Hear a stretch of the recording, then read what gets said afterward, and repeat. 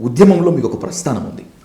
నడిపించిన తీరులో, ఎత్తుకు పై ఎత్తులు వేయటంలో, వ్యూహాలు ఛేదించడంలో ఇంత పొలిటికల్ ట్రాక్ రికార్డు ఉన్నటువంటి మీరు ఇలా మాటలు పడాల్సి వస్తుందని ఊహించారా? రాజకీయాల్లో సహజమైన విషయాలు కదా విజయ్. రాజకీయాల్లో ఉన్నప్పుడు అన్నీ వస్తుంటాయి.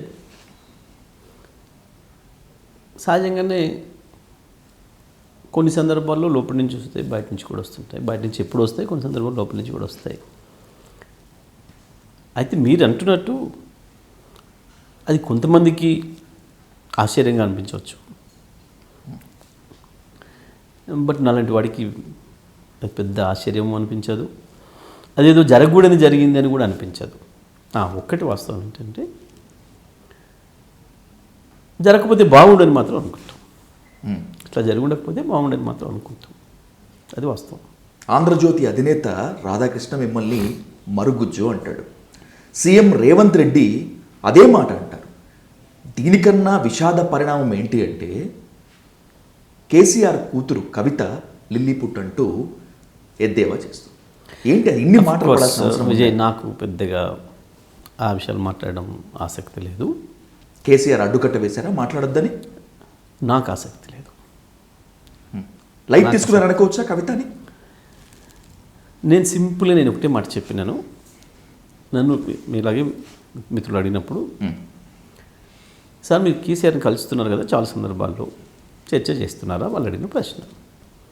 మేము ఎప్పుడు చర్చ చేయలేదు, కేసీఆర్ దగ్గర ఒక సెకండ్ కూడా ప్రస్తావన రాలేదు అనే విషయాన్ని నేను చెప్పడం కొరకు మీరు ఆ ప్రశ్న అడగడానికి నిమిషం సమయం తీసుకున్నారు, కానీ అంతసేపు కూడా మేము అక్కడ ఇప్పుడు మాట్లాడలేదు అనే విషయాన్ని చెప్పినాను నేను. అంతమించి నేనేం మాట్లాడలేదు, ఏమనలేదు. నేను విమర్శ చేయలేదు, ఆమె చేసింది తప్పు అని లేదు, ఒప్పు అని లేదు. ఆ చర్చలకి నేను పోలేదు.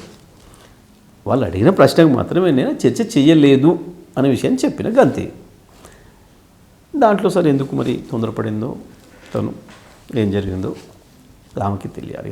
బీఆర్ఎస్లో చాలామంది అగ్రనేతలు ఉన్నారు, ముఖ్యంగా కేసీఆర్కి అత్యంత సన్నిహితులుగా ఉండేటువంటి వాళ్ళు కూడా.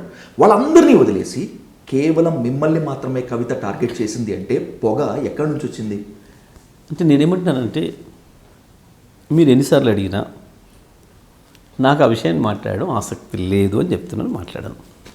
మీకు కవితకు మధ్య వైరం పెంచాలి అనేటువంటిది నా ఉద్దేశం కాదు జగదీష్ రెడ్డి గారు. బట్ ఈ పరిణామం తర్వాత మీడియాలో and by the same way political సర్కిల్స్లో విపరీతమైనటువంటి రూమర్స్ వచ్చాయి. కాబట్టి ఒక ప్రశ్న మీ ముందుకు తీసుకొస్తాను. రూమర్స్ కాదు, చర్చ వచ్చింది. రైట్, చర్చ వచ్చింది. మంచం పోతుందా అనేటువంటి తీన్మార్ మల్లన్న వ్యాఖ్యల వెనుక మీరున్నారు అనేటువంటిది కవిత ఆరోపణ కాదు. కవిత వెనుక సీఎం రేవంత్ రెడ్డి ఉండి మాట్లాడిస్తున్నారు అనేటువంటి మీ ఆరోపణ కూడా. మీరు మీన్స్ మాట్లాడలేదు, తప్పు, రాంగ్ లేదు. మీరు చూసుకుంటే ఆమె ఆ మాట లేదు, నన్ను ఎప్పుడు అనలేదు అట్లా. అసలు ఆమె ఏం ప్రస్తావన కూడా తెలియదు.